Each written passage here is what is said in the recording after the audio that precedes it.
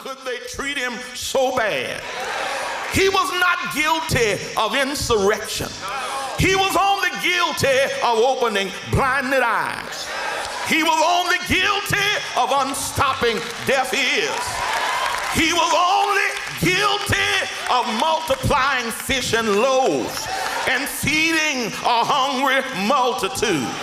But as I ask the question, why are you treating my Lord in this fashion?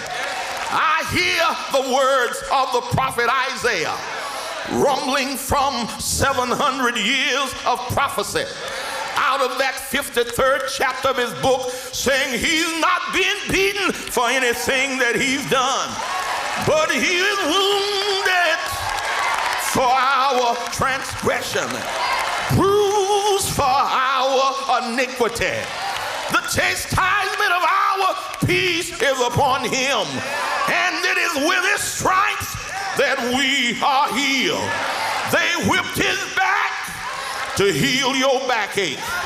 They nailed his hand, stretched his arms in order to heal your hands and heal your arm condition.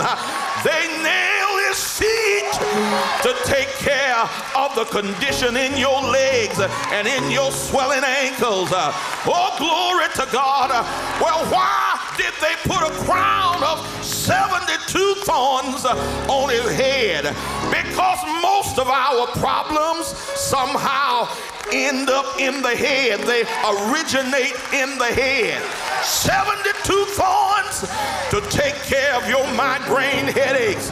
72 thorns to take care of your ear, eye, nose, and throat condition. 72 thorns to take care of your psychosomatic illnesses. He was wounded for our transgression and bruised for our iniquity. But as he hung on the cross, bearing in his body all of our sin and all of our disease, the worst suffering that he could ever have inflicted on him, he looked into heaven and heaven blacked out. But before it blacked out, he saw the Father turn his back on him, and he said, Eli, Eli, lama sabachthani, my God, why have thou forsaken me? Oh, glory to God. God had to turn his back on Jesus because when he looked on the cross, he couldn't see Jesus because he saw our sin. He saw your dope habit. He saw your alcoholism. He saw your cancer. He saw your AIDS. He saw all of our sin and all of our diseases hanging on Jesus.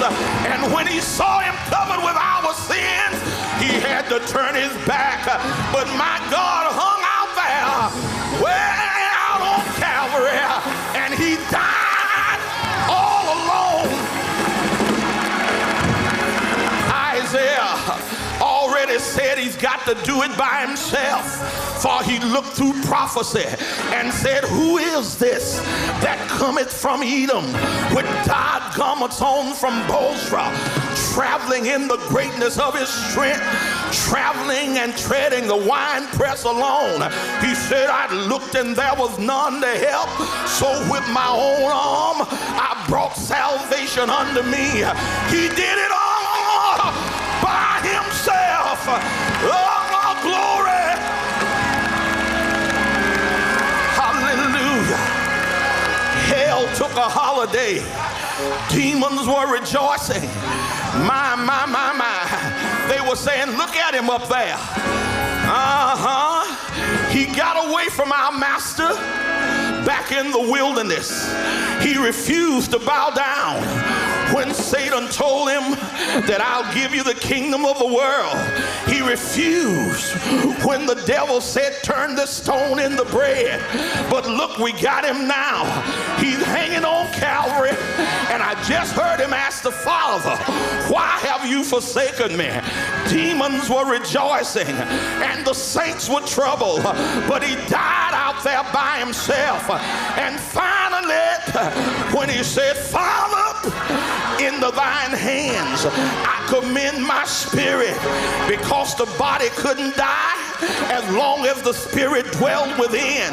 So he dismissed his spirit into the throne room of the Father. Hey, and the Father had already given him a challenge. The Son said, I'm going down, prepare me a body and I'll go and redeem man. But the Father let him know, son, you are my son, but it's a hazardous trip you're taking.